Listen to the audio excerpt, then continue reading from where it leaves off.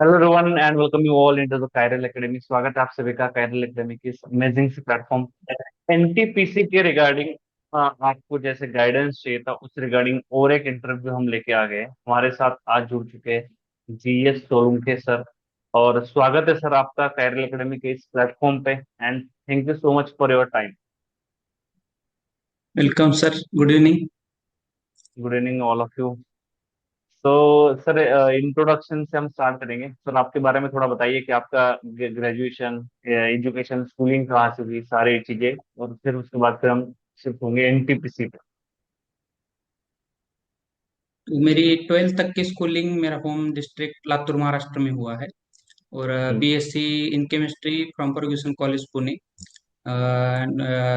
MSc in organic chemistry from Savitribai Phule Pune university in 2023 okay great. And I joined NTPC in 2023 itself। Okay, MSc होते ही आपने NTPC join कर लिया था, मतलब सभी वैकेंसीज आए थे आप? 23 23 में बैच वो में आप हाँ, सिलेक्टेड हो ट्वेंटी मतलब? थ्री में हुआ था। पहले तो प्राइवेट हाँ। ज्वाइन किया था, प्लेसमेंट हुआ था डिपार्टमेंट हाँ। से। अच्छा। फार्मा में था तो हाँ, फिर वैकेंसी आया एनटीपीसी का, तो फिर हो गया दिसंबर में फिर एनटीपीसी ज्वाइन कर। आपको पता है मैं भी एसपीपीयू से पढ़ा हुआ हाँ हाँ, पता है पता है, बोले हैं मुझे। हूँ क्योंकि कौन सी मैं बैच वही से से हैं था। सर आप? मैं 2017 के बैच से, 17 अच्छा 18, 17 या 18 से हूँ मैं। अच्छा, इनऑर्गेनिक। ऑर्गेनिक। अच्छा। ऑर्गेनिक से था, मैं वहीं से पढ़ा हूँ। तो तो मुझे पहले पहले पता नहीं था इंटरव्यू से पहले ये चीज कि आपके पास खड़े हो ऐसे। ओके, हम्म स्टार्ट करते हैं। कैसे आपने, जैसे कि एमएससी आपने किया और इमिडिएटली आपने ज्वाइन किया, तो हम्म मतलब बहुत सारे बच्चों का ये ड्रीम होता है कि एमएससी होते ही हम ज्वाइन कर जाए। तो इससे बेहतर तो चीज कोई होती नहीं है। तो फिर कैसे, मतलब घर वाले बहुत खुश हो गए होंगे फिर तो गवर्नमेंट जॉब लगते ही। हाँ, वो तो है। मैं तो ट्राई तो बीएससी के बाद ही कर रहा था गवर्नमेंट जॉब हम्म। के लिए। उसके पहले भी एक बार एमआरएफ में रिसर्च केमिस्ट करके उसमें हुआ था, गुजरात में। बट उसके साथ अपने एमएससी भी कर ले, आगे ग्रोथ अपॉर्चुनिटी मिले, एक बैकअप प्लान रहेगा, इसलिए फिर हम्म। एमएससी भी कर ली। और मेन जो प्रिपरेशन की बात है, तो मेरा जो मेन फोकस, जो अच्छी केमिस्ट्री का मैं प्रिपरेशन किया तो एमएससी के एंट्रेंस एग्जाम के टाइम पे ओके। मेरा टारगेट था एक्चुअली, या तो सेंट्रल यूनिवर्सिटी या अपना आईआईटीज में आईआईटी जाम का प्रिपरेशन कर रहा था। ओके। तो फिर वो तो हाँ, वो तो नहीं हुआ। फिर उसी के प्रिपरेशन के बेसिस पे एसपीपीयू का क्लियर हो गया। तो फिर वही एक जो केमिस्ट्री का नॉलेज था वही एक बेस बना हुआ था, उसी टाइम पे जो नोट्स वगैरह बनाए हुए थे वही था। और फिर जो मेरा अदर जो अपना बैंकिंग एग्जाम था उसका मैं साइड बाय हम्म। साइड कर रहा था, ताकि उसका वैकेंसी ज्यादा रहता है इसलिए। ओके। हाँ हाँ, तो फिर वो मैं एग्जाम दे रहा था, तो इस वजह से एप्टीट्यूड भी अच्छा हो गया। और ओके। हाँ हाँ, और इधर केमिस्ट्री तो एग्जाम की वजह से वो ठीक हो ही गया था, बेसिक जितना चाहिए। और जो जैसा रिक्वायरमेंट है पीएसयू एग्जाम्स के लिए, एप्टीट्यूड प्लस केमिस्ट्री, तो फिर वो मैच हो हम्म। गया। और इधर वो प्लस पॉइंट ठहर गया, डिसाइड हो गया मेरे। बहुत बढ़िया, मतलब आप बैंकिंग की भी स्टडी कर रहे थे, तो बैंकिंग की हाँ, स्टडी की एमएससी वजह से के साथ एप्टीट्यूड। साथ एप्टीट्यूड पोर्शन एमएससी के साथ साथ वही साइड बाय साइड कर रहा तो जैसे अभी तो ये फिर जो बच्चे बैंकिंग की तैयारी नहीं कर रहे हैं, या समझो जो बच्चे एसएससी की तैयारी नहीं कर रहे हैं, उनके लिए एप्टीट्यूड कैसे टैकल करना चाहिए? फिर आपका तो वो। एप्टीट्यूड बहुत अच्छा होगा। बाकी लोग कैसे हाँ। प्लान करें, मतलब लेवल क्या होती है? क्योंकि आपको बैंकिंग की लेवल भी पता है, आपको आई थिंक हम्म। गेट और नेट की लेवल भी पता होगी, हम्म। और अभी आपको एनटीपीसी की लेवल भी पता है। तो एग्जैक्टली लेवल कैसे होती है एप्टीट्यूड की, क्या आप बता सकते हैं? ये एक्चुअली सर हमारे जो कोर केमिस्ट्री के जो बच्चे हैं जो गेट नेट के लिए पढ़ाई करते हैं, तो वो तो बस क्या, उधर वेटेज ज्यादा अपना केमिस्ट्री का है तो उनका फोकस उधर रहता है, तो एप्टीट्यूड पे उतना ज्यादा फोकस करते नहीं। जो करते नहीं। लोग, हाँ, जैसे गेट में 85 15 का रहता है, जो लोग हम्म। 15 मार्क्स के लिए भी अच्छे से तैयारी करते हैं तो वो उनका एप्टीट्यूड भी, जो गेट और नेट का एप्टीट्यूड है वो सफिशियंट है, जो एनटीपीसी का रिक्वायरमेंट के लिए। बाकी ओके। इधर बैंकिंग एसएससी का बोला जाए तो इनका टफ रहता है, ये इन एग्जाम से कंपैरिजन। हम्म। तो मतलब नेट गेट का जो लोग एप्टीट्यूड कर रहे हैं उनके उनसे क्वेश्चन सॉल्व होंगे ना? डरने की कोई हाँ, बात नहीं उनसे ना? नहीं नहीं, उनसे सॉल्व हो जाता है, बस आपको यह है कि सारे टॉपिक्स कवर होने चाहिए।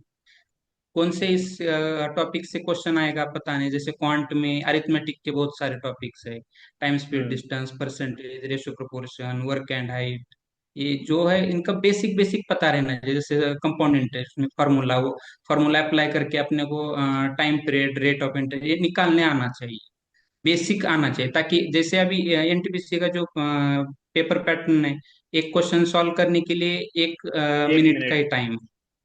हाँ, तो एक मिनट में वो ज्यादा डीप तो उतना पूछेंगे नहीं, तो आपको बेसिक पता रहना चाहिए, ताकि अगर वो क्वेश्चन मॉडरेट लेवल का है तो आप वो फॉर्मूला अप्लाई करके विद इन टाइम में सॉल्व कर सके। बस उसमें ये इंश्योर रहना चाहिए कि ताकि लोग, और जो हम बेसिक जो है टेबल्स कैलकुलेशन, हम्म वो थोड़ा अच्छा रहना चाहिए, ताकि हमें क्या आदत रहती है कैलकुलेटर यूज करने की। हम्म। तो अगर आपने को फॉर्मूला आता भी है तो बच्चे उसमें टाइम निकल जाता है उनका कैलकुलेशन में। कैलकुलेटर नहीं होगा मतलब एग्जाम में, क्लियर बात ये है। हाँ, कैलकुलेटर नहीं था। ओके। हम्म। आते हैं केमिस्ट्री पे, केमिस्ट्री कैसे आपने डील की थी? केमिस्ट्री तो एमएससी के टाइम पे जो मेरा तो मतलब नेट गेट का, मैं बस गेट एक बार दिया था तो क्वालिफाई हो गया, नेट एक बार दिया नहीं हुआ था, और अपना सेट का दिया था महाराष्ट्र गवर्नमेंट का, वो फोर्थ सेमेस्टर में ही हो गया था। तो हाँ, तो जो अपना एमएससी का जो सिलेबस था वो तो साइड बाय साइड चल रहा था। बस जो बीएससी केमिस्ट्री के बाद एमएससी एंट्रेंस के लिए जो टॉपिक्स है, उनका जो बेसिक था वही रिवाइज किया था एग्जाम के टाइम पे।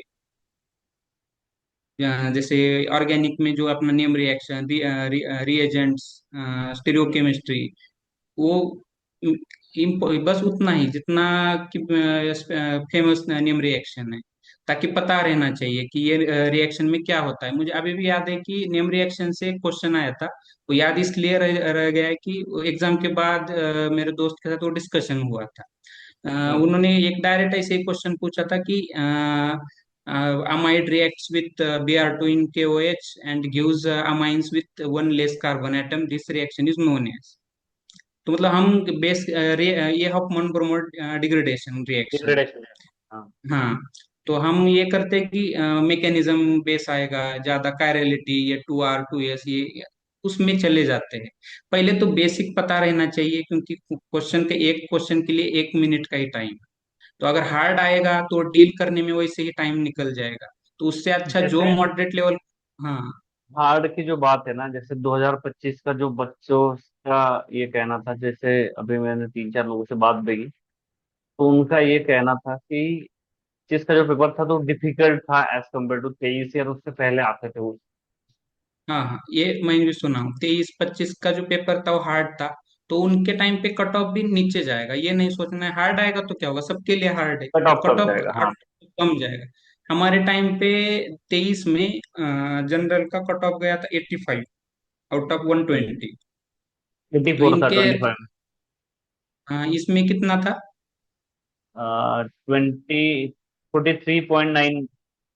हाँ, तो 43% में निकाला होगा, तो ऑलमोस्ट उसका 40 करेंगे तो एट 40% में ही था मतलब वो, 50। 44% हाँ था वो। हाँ, 44 तो 120 का 44 करेंगे तो वही 50 के अराउंड जाएगा, 50 55 के अराउंड। नहीं, उन्होंने परसेंटेज में ही दिया था, आउट ऑफ 100 ही दिया था उन्होंने कट ऑफ। हाँ, तो वही ना सर, 43% है तो 120 मार्क्स का 43 करेंगे। अच्छा, मार्क्स कैलकुलेट करता, हाँ। हाँ हाँ, तो इधर 43 और वो 8 मार्क्स, तो मतलब अराउंड 50 to 55 के बीच में कट ऑफ गया होगा उनका। और हमारे हाँ, टाइम पे वो कट ऑफ 85 मार्क्स था, जब एग्जाम इजी था। जब एग्जाम 40 हार्ड नंबर रहेगा, कम आ गया। हाँ 40 नंबर कम आ गया, और तो बहुत यही सारे दो बच्चे हजार जो एक सोचते हैं बार बार कि कट ऑफ ज्यादा कम, पेपर डिफिकल्ट है, डिफिकल्ट है, डिफिकल्ट है तो कट ऑफ भी कम है, पेपर इजी है कट तो कट ऑफ ज्यादा है। ज्यादा है ये। उसके बारे में ज्यादा सोचना नहीं।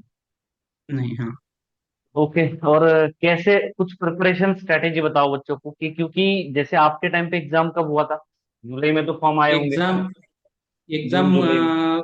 जून एंडिंग में, लास्ट जून में का ये था, एप्लीकेशन लास्ट डेट थी, और हम्म। एग्जाम हुआ था नहीं, 1 जून लास्ट में, अब में एंड लास्ट एप्लीकेशन डेट था, और एग्जाम 30 जुलाई को हुआ था। तो मतलब 30 जुलाई 2 मंथ। को। हाँ, 30 जुलाई को हुआ, तो मुझे डेट शायद संडे के दिन एग्जाम था वो। ओके, तो हम्म अब ये लास्ट डेट है आज। आज ये शायद 10 10 जुलाई ना आज, हाँ 10 जुलाई को ही आज लास्ट डेट है हम्म इस बार पेपर की। हम्म। तो लगभग लगभग अगस्त सितंबर में जाएगा फिर, 10 सितंबर तक। हाँ, ये जुलाई अगस्त, अगस्त एंड या सितंबर फर्स्ट वीक में हो सकता है, क्योंकि लास्ट ईयर भी ऐसे ही 1.5 से 2 महीने के अंदर ही 25 में भी एग्जाम हो गया एग्जाम था, हो। हाँ। साइकिल फास्ट है बहुत, जैसे रिक्रूटमेंट आएगा एग्जाम 2 महीने में हो जाएगा, एग्जाम होने के बाद तो 1 से 1.5 महीने के अंदर रिजल्ट आएगा। देखो और भाई, जो लोग कमेंट्स पूछते हैं ना बार बार कमेंट्स में कि एग्जाम कब होगा, एग्जाम कब होगा, मैंने ये बताया भी है, मेरा एनालिसिस है कि एग्जाम 2 से 3 महीने के अंदर हो जाता है। अब जो कोर्स हमने बनाया हुआ है इसके लिए भी, तो कोर्स में भी मैंने वैलिडिटी 31 अक्टूबर की दी है, बट मैंने बोला है कि एग्जाम जब तक नहीं हो जाता तब तक हम कोर्स रखेंगे, बाद में भी होता है तो ये बात ध्यान से समझना कि इनकी जो प्रोसेस है ना वो बहुत फास्ट है। ये मुझे आइडिया है कुछ ना कुछ, इसलिए मैं हर बार आपको बोलता हूँ कि सितंबर अक्टूबर से पहले एग्जाम इसका हो जाएगा, और जैसे सर कह रहे हैं उसके अकॉर्डिंग मुझे भी लगता है कि सितंबर अक्टूबर में एग्जाम हो जाएगा। तो जितने भी स्टूडेंट्स है, बहुत सीरियसली पढ़ना है। एज लिमिट का इसका एक फायदा ये भी है कि ज्यादा एज वाले लोग इसमें अप्लाई नहीं कर सकते, 27th तो इसीलिए ईयर। सारे यंग ही हम्म लोग ज्वाइन करते हैं। आपने जिनसे हमारी बात करवाई थी शिखा मैम, उनका भी हमने इंटरव्यू किया था, तो हम्म। उन्होंने भी वही सारी चीजें हमें डिस्कस की हुई थी। और कैसे आपकी स्ट्रेटेजी रखनी चाहिए फिर अभी 2 महीने में, अगर 2 महीने अगर हम पढ़े तो कैसे प्लान करना चाहिए कि जिससे सिलेक्शन हो बच्चों का, मैक्सिमम बच्चों का। पहले तो आपके जो स्ट्रॉन्ग टॉपिक्स है उनको अच्छे से रिवाइज करिए। जो टॉपिक, जैसे अगर फिजिकल केमिस्ट्री में जाओ, जो मेरा था, जैसे solid state, atomic structure, hmm. Chemical equilibrium, ionic equilibrium. अभी जैसे सॉलिड स्टेट लिया तो जो इसमें क्या है, BCC, FCC, simple cubic model, तो इनका पैकिंग फ्रैक्शन, एज लेंथ, इनका रेशो, फिर जो जो बेसिक है पहले वो कवर करो, हर आपके स्ट्रॉन्ग टॉपिक का। नए टॉपिक के लिए बाद में जाओ। और फिर इनऑर्गेनिक केमिस्ट्री में जो जैसे पीरियोडिक टेबल, कोऑर्डिनेशन केमिस्ट्री, इसमें पीरियोडिक टेबल में ज्यादा जिसमें फोकस रहना चाहिए ट्रेंड्स पे, कि एटॉमिक रेडियस, ये फिर उसमें कुछ एक्सेप्शन जैसे लैंथेनाइड का इफेक्ट की वजह से जो एटॉमिक रेडियस पे इफेक्ट आता है, एक्सेप्शन जो आता है उस पे क्वेश्चन आने का ज्यादा चांस रहता है। एक इलेक्ट्रॉनिक एफिनिटी का है, जैसे हम ये सोचते हैं कि डाउन द ग्रुप ये डिक्रीज होता रहेगा, तो मतलब जहाँ पे एक्सेप्शन है वहां पे फोकस करना है। और बाकी ऑर्गेनिक में डायरेक्ट टिक करना है मेन, मतलब उसमें। हाँ, पहले वो टॉपिक कवर करना है जो आपके स्ट्रॉन्ग हम्म। टॉपिक है। फिर उसके साथ क्योंकि एप्टीट्यूड भी 50 मार्क्स का आएगा, तो वो साइड बाय साइड वो आपको डेली कैलकुलेशन की प्रैक्टिस करना है। एप्टीट्यूड में मतलब क्वांट, रीजनिंग और इंग्लिश है। इंग्लिश में कुछ क्वेश्चंस सिनोनिम्स के, जैसे वोकेबलरी बेस भी आएंगे, एंटोनिम्स, सिनोनिम्स, या कोई आर्टिकल का भी आएगा, द, एन, ए, ऐसे कुछ देंगे, वहाँ हम्म। ब्लैंक रहेगा। हाँ, तो ये इसमें इंग्लिश में हो गया। और रीजनिंग में जाएंगे तो सिटिंग अरेंजमेंट का क्वेश्चन रह सकता है, सिलोगिज्म, या मिसिंग नंबर, जैसे लिखा 235 क्वेश्चन मार्क 711, तो उसमें क्या आना चाहिए, तो वो हमको एनालॉजी लगनी चाहिए कि ये इसमें ऑड नंबर के बेसिस पे ले रहा है या मल्टीप्लिकेशन करके ले रहा है। सिंबल तो नंबर हाँ, सिस्टम। तो हाँ से हाँ, तो या प्राइम नंबर का गैप है, तो उस हिसाब से आपको पहले एप्टीट्यूड का तो डेली करना ही है। एक आध टॉपिक ले लो, उसका प्रैक्टिस 20-25 क्वेश्चन लगाओ, या जो अभी नेट गेट का करते हैं तो उसी के बेसिस में जो प्रीवियस ईयर क्वेश्चन आए थे उन्हीं को सॉल्व करो, ताकि हम्म। सॉल्व करो और जो कैलकुलेशन एंड तक कैलकुलेट आंसर निकालने का कोशिश करो, ताकि ऐसा नहीं कि स्टेप बाय स्टेप किए और आखिरी स्टेप में कैलकुलेटर यूज करके आंसर निकाल दिए, तो वो कुछ फिर लोग हाँ। कैलकुलेटर यूज करते हैं नेट गेट आईआईटी जेएम में, तो हाँ कैलकुलेटर यहाँ हाँ पे आप काम नहीं करेगा, खुद दिमाग लगाना हाँ। पड़ेगा भाई। अभी जैसे गेट में जैसे कैलकुलेशन लॉग वगैरह उतना हार्ड का रहता हो, उतना तो हार्ड कैलकुलेशन आएगा नहीं। बस बेसिक कैलकुलेशन आप विद इन टाइम सॉल्व कर सके, कहने का मतलब यही है। और ये केमिस्ट्री के साथ एक एप्टीट्यूड का टॉपिक ले लो, उसे डेली प्रैक्टिस करना चाहिए, ताकि आपका उसमें आप टच में रहना चाहिए। नहीं तो गैप रहेगा आपके हर टॉपिक के बीच में, तो वो कंटिन्यूटी नहीं बन पाएगी। जो फ्लो में आदमी क्वेश्चन सॉल्व करता है, तो वो फ्लो नहीं बन पाएगा। तो जो बेसिक एप्टीट्यूड थोड़ा प्रैक्टिस रखना है, और केमिस्ट्री का जो आपका स्ट्रॉन्ग टॉपिक है वो पहले कवर करना है। और उसमें भी कुछ क्या है ना सर, जो मतलब अभी पावर प्लांट है, तो पावर प्लांट में जैसे वाटर केमिस्ट्री, तो इसमें ये थोड़ा सा आइडिया लेने की कोशिश करना है कि केमिस्ट्री वहाँ पे कहाँ कहाँ पे यूज में आता है। जैसे एक टीपीएस। यहाँ पे है, हाँ, यहाँ पे डी गए, हाँ, टीपीएस केमिस्ट्री। तो यहाँ पे डी गैसर में ना हेनरीज लॉ पे रहता है, हेनरीज लॉ पे वो उसका एप्लीकेशन है। तो जो अपना फिजिकल केमिस्ट्री का है तो हेनरीज लॉ। फिर जैसे डीएम वाटर प्रोडक्शन में रेजिन अरे जी। बेस, हाँ, रेजिन रहता है, तो उसमें पॉलीमर केमिस्ट्री रहेगा। तो उसका हम्म। पॉलीमर केमिस्ट्री की प्रॉपर्टी जैसे टेंसाइल स्ट्रेंथ वगैरह, ये उसमें जो है वो अपने को पता रहना चाहिए। जो है, सिलेबस में स्टायरीन, दिया है। हाँ, हाँ, हाँ, तो स्टायरीन ही है। और सर लास्ट ईयर ना 2025 में उन्होंने कुछ टॉपिक सिलेबस में ऐड किए थे उसमें एक्स्ट्रा से बहुत ट्वेंटी आया, थ्री के। Quantum chemistry, mass spectroscopy. हाँ, हाँ, 20, तो उनको भी थोड़ा देखना है, ताकि उनका कुछ उस पर कुछ फोकस होगा, तभी उन्होंने वो ऐड किया है। हम्म। इसमें एक सवाल मेरा ये है, पर्सनल सवाल है, लाइक जैसे हमने कोर्स लॉन्च किया है, तो इसमें टीपीएस केमिस्ट्री का थोड़ा करवा दे क्या हम? ईपीएस सर उतना, क्योंकि इसमें जरूरी तो उतना नहीं है, क्योंकि केमिस्ट्री, टीपीएस उसके केमिस्ट्री अंदर बस, जो केमिस्ट्री यूज होती है वो बता देने तो। हाँ, बस केमिस्ट्री क्या यूज होते है, वैसे फ्लो क्या रहेगा, ये उसका साइकिल क्या रहता है, वो बताने की हम्म। जरूरत नहीं। बस थोड़ा सा ओवरऑल जैसे जीसीवी, बॉम्ब कैलोरीमीटर, ये इनका हम्म। थोड़ा सा आइडिया रहे तो ठीक है। क्योंकि एक ना, हाँ, क्वेश्चन आया था ऐसे ही कि जो अर्थ क्रस्ट में है सबसे ज्यादा एलिमेंट कंपोजिशन किसका रहता है, जैसे मेटलर्जी एल्यूमिनियम, का। ये, हाँ, मेटलर्जी का, तो उसी टाइप का, मतलब एक, अगर उसका आइडिया रहेगा ऊपर से कि क्या रहता है प्लांट में, तो थोड़ा सा वो आदमी उस टाइप से फोकस कर सकता है उधर। सही है, बिल्कुल। क्योंकि वैसे पोस्ट फ्रेशर की है ये, या टीपीएस के में हम्म। आना उतना एक्सपेक्टेड नहीं है। आपका जो हम्म। कोर है उस पे भी फोकस किए तो हो जाए। अभी हमें भी तो पता नहीं था, बट ये जस्ट मुझे यहाँ आके पता चला, इसलिए मैं वो बता रहा हूँ। टीपीएस केमिस्ट्री जो लोग नहीं जानते, थर्मल पावर स्टेशन करके केमिस्ट्री होती है। थर्मल पावर स्टेशन में जो केमिस्ट्री यूज होती है, उसकी केमिस्ट्री होती है। हमने कुछ कोर्सेज में वो कराया भी है। तो अगर इससे पॉसिबल होगा तो उसके रिगार्डिंग एक लेक्चर में कंडक्ट करवा दूंगा एक्सपर्टीज से। आपको टेंशन लेने की जरूरत नहीं है, केमिस्ट्री अगर होगा उसमें तो। हाँ, नेक्स्ट ऐसा था कि आ जाते हैं एनटीपीसी पे। कैसा है, कैसा लाइफ चल रहा है एनटीपीसी में? आपको तो 2 साल हो गए शायद अभी। 2 साल हो गए, 2.5 साल हो रहा है। 2.5 साल हो गए, कैसे चल रहा है लाइफ एनटीपीसी में? बढ़िया है एकदम। ठीक है सर, मस्त है। पहले आप तो कहाँ पे मतलब हो? मेरा सिंगरौली मध्य प्रदेश में पोस्टिंग। सिंगरौली। हम्म। तो अच्छा है, मतलब पहले की जो एक जॉब नहीं रहता है, जो प्रेशर था, जो एक अलग ही अनएम्प्लॉयमेंट का जो टैग रहता है, तो वो एक ये रहता है कि कब जॉब निकल जाए। और आदमी जब गवर्नमेंट जॉब के लिए करता है प्रिपरेशन, तो एक अनसर्टेनिटी रहती है। फेल्योर तो हम्म। बहुत फेस किए हैं, बट जब एग्जाम निकला तो बहुत अच्छा लगा। और उसके बाद जो फाइनेंशियली आदमी को एक स्टेबिलिटी मिलती है, तो अच्छा लगता है। बिल्कुल सही बात है। हम्म। फाइनेंशियली, क्योंकि आप अगर, मतलब अगर इनके पास अभी, इनकी उम्र क्या, आपकी एज क्या होगी अभी? 23? मेरी नहीं सर, 26, 23 में 26? ये हुआ। हम्म। अच्छा, 23 में आपका ये हुआ। तो अप्रोक्स 26 में अभी आपको तो 2 साल से जॉब है। 2 ढाई साल हाँ, तो दोस्त। जॉब में हो गए, तो 23 में तो आपको जॉब लग गया था। हम्म, 23-24 एज में आपको जॉब लग गया था। तो हम्म। 23-24 एज में आपको जॉब लगने के बाद क्या होता है ना, एक फाइनेंशियल स्टेबिलिटी आ जाती है, घर वाले बिल्कुल स्टेबल हो जाते हैं, बिल्कुल आराम से।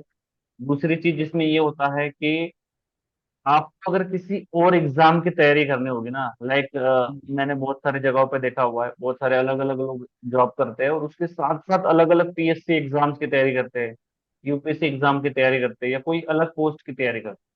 भाई इनकी ऑलरेडी बहुत अच्छी पोस्ट है, तो ये पता नहीं मुझे कर रहे होंगे या नहीं कर रहे होंगे, लेकिन बहुत सारे लोग करते हैं। आप करते हो किसी दूसरे एग्जाम की तैयारी अभी भी? नहीं सर, अभी तो नहीं है। अभी तो सेटल हो गया हाँ। मामला, बढ़िया पोस्ट है ना हाँ। आपकी।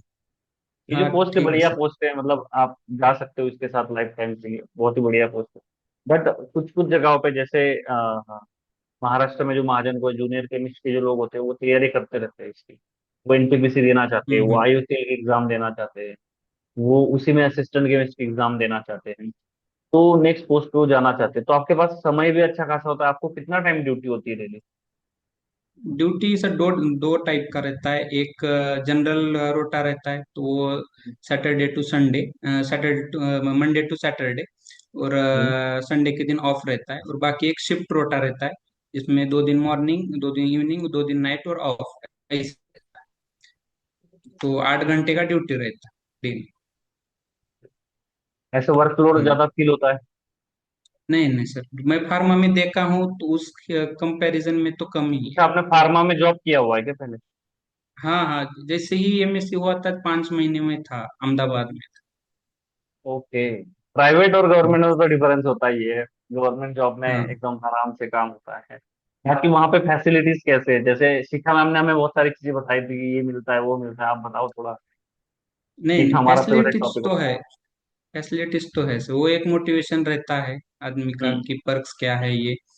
तो फैसिलिटीज में देखो, एक तो सैलरी तो है ही। सैलरी के साथ तुम मेन जो फैसिलिटी में बोला जाए तो यहाँ का मेडिकल फैसिलिटी एक अच्छा है, जो हम्म। बाकी के कंपैरिजन में बहुत बढ़िया कह सकते हैं। क्योंकि यहाँ पे इसमें ओपीडी आईपीडी जो अपना रियम्बर्समेंट है, अगर आपके फादर्स पूरे डिपेंडेंट्स, फादर मदर स्पाउस और चिल्ड्रन उसमें चिल्ड्रन। इंक्लूडेड रहते हैं। हाँ। तो वो अगर कहीं पर भी प्राइवेट में भी अगर कहीं अपना ट्रीटमेंट लेते हैं तो उसका रियम्बर्समेंट हो जाता है। और फिर उसके साथ हाँ, तो ईयरली अलाउंसेस है, जिसमें एक ड्रेस अलाउंस मिलता है, जिसे हम 52,500 पर ईयर मिलता है। और फिर हाँ, पीआरपी रहता है, परफॉर्मेंस रिलेटेड पे, जो हम दिवाली बोनस कह सकते हैं। तो वो दशहरे दिवाली के टाइम पे ईयरली आता है, जो आपका परफॉर्मेंस, प्लांट का परफॉर्मेंस उस पे डिसाइड रहता है, और वो ग्रेड वाइज अलग अलग रहता है। तो हम्म। वो भी अच्छा खासा अमाउंट मिलता है। फिर मोबाइल अलाउंस रहता है, या 2 2 साल में एक बार। फिर लैपटॉप अलाउंस रहता है 3 साल में एक बार। और फर्नीचर अलाउंस रहता है 5 ईयर्स में एक बार। तो मतलब हर 5 साल में आप को रिन्यू होता जाएगा, नया अलाउंस मिल जाएगा। अलाउंसेस है अच्छे, काफी अच्छे हैं। इंक्रीमेंट कितने दिनों में होती है अप्रोक्स? क्या सर? इंक्रीमेंट कितने दिनों में होती है अप्रोक्स?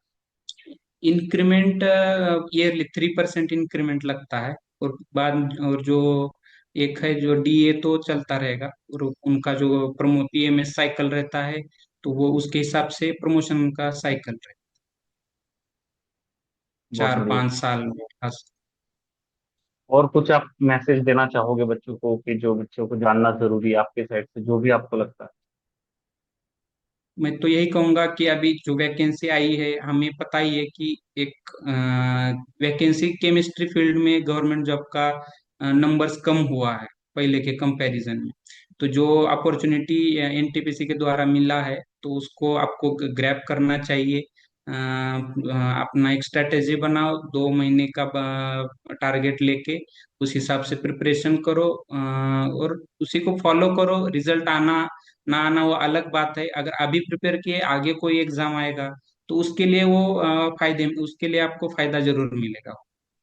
कहीं ना कहीं यूज हो ही जाएगा अगर आप प्रिपेयर करोगे। वेस्ट नहीं जाएगा। Done. Okay sir. Okay great, thank you so much. आपने आपका बहुत ही मूल्यवान समय दिया। और मिलेंगे जल्दी हम लोग भी। आप आपने शायद यहाँ पे भी आप अप्लाई किया हुआ है इसमें, महाजन को में कहाँ भी? पे? महाजन को में असिस्टेंट हाँ केमिस्ट में हाँ। आपने किया था शायद। तो फिर क्या हाँ प्लान है आपका, किया। ज्वाइन करने वाले हो आप इधर? ये जूनियर केमिस्ट का हुआ था, मैं ज्वाइन नहीं किया। असिस्टेंट होगा तो? अभी देखते हैं क्या होता है, अभी पूरा हुआ नहीं है उसका। हाँ, वो फाइनल रिजल्ट आना बाकी। हम्म। बाकी बधाई हो आपको, बहुत ही कम उम्र में, बहुत ही मतलब अमेजिंग थिंग, मुझे तो बहुत ज्यादा सही लगी है, क्योंकि एमएससी होने के बाद इमीडिएटली जॉब लग जाना, मतलब 6 महीने, 5-6 महीने का पीरियड है, उसके बाद इन्होंने इमीडिएटली जॉब ज्वाइन किया हुआ। बहुत ही अलग फीलिंग होगी इनके मम्मी पापा की, इनकी फैमिली की। सो ये बहुत ही ग्रेट अपॉर्चुनिटी आप सभी के लिए।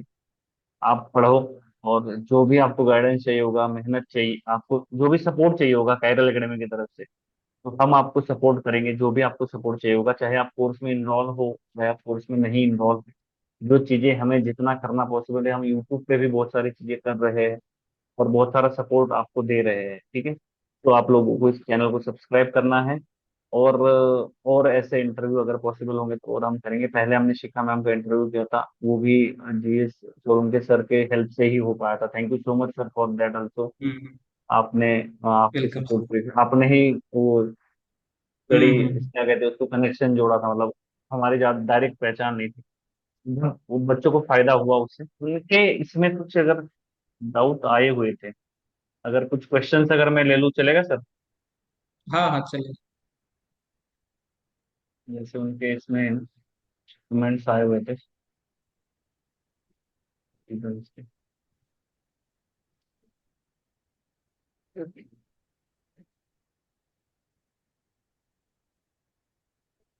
एग्जाम ऑनलाइन होगा तो ऑनलाइन ही होगा एग्जाम? हम्म।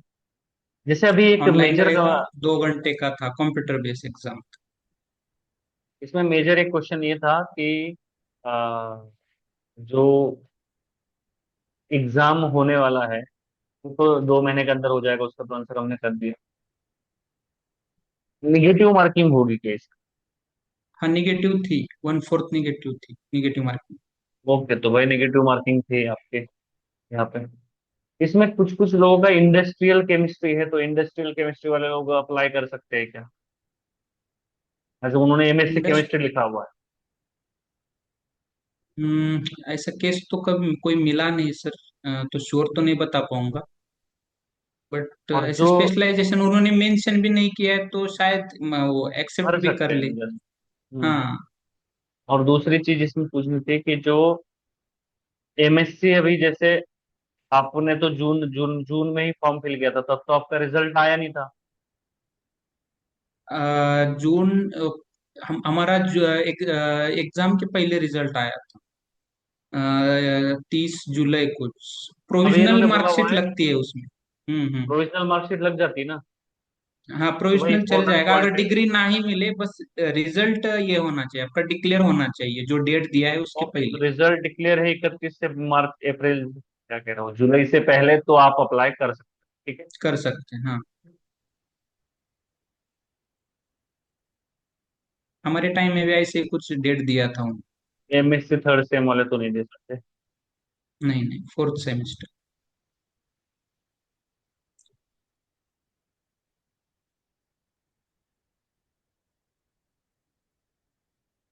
नेगेटिव मार्किंग वाला हमने, कंपटीशन रहता है कि इसमें लगभग कितने बच्चे अप्लाई करते होंगे? सर नंबर्स तो नहीं पता चला है, कुछ आरटीआई वगैरह तो पता नहीं है, बट वो नंबर तो। तो आइडिया नहीं। हाँ शायद, मेरे को तो उतना लगता नहीं है, क्योंकि हर स्टेट में मेजर मेजर सिटीज में ही एग्जाम है और वो एक दिन में ही हो जाता है। तो बाकी एग्जाम में जैसे एसएससी बैंकिंग इसमें या स्टेट पीएससी में रहता है, उस टाइप का तो नहीं रहेगा टेक्निकल एग्जाम में, और वो भी एमएससी बेसिस पे कम ही रहेगा उसके कंपैरिजन में कंपटीशन। कंपटीशन तो कम रहेगा भाई, फॉर्म भर दो जितने लोग भर सकते हैं। आज लास्ट डेट ही है, इमीडिएटली ये वीडियो भी अपलोड कर दूंगा मैं। मतलब क्या होगा कि बच्चों को आइडिया लग जाएगी। ठीक है, thank you so much sir, आपने आपका मूल्यवान समय दिया, और इतना बढ़िया से आप लोगों ने गाइड किया, दोनों लोगों ने। और अगर वो फ्यूचर में अगर आपकी कुछ हेल्प चाहिए होती है तो हम आपसे हेल्प मांगेंगे। वो अगर जब भी समय मिले आप हमें हेल्प करेगा। दिस मतलब ये बच्चों को हम यूट्यूब पे ही ऐड करवाते हैं, तो यूट्यूब पे ही आप देख सकते हो। यूट्यूब में क्या होता है कि सारे बच्चों को देखने को मिल जाता है कि कैसे एग्जाम होता है, क्या होता है, तो आइडिया लग जाता है। ठीक, ठीक है thank sir. You sir. Okay sir, thank you. Most welcome sir, आपका बहुत बहुत धन्यवाद।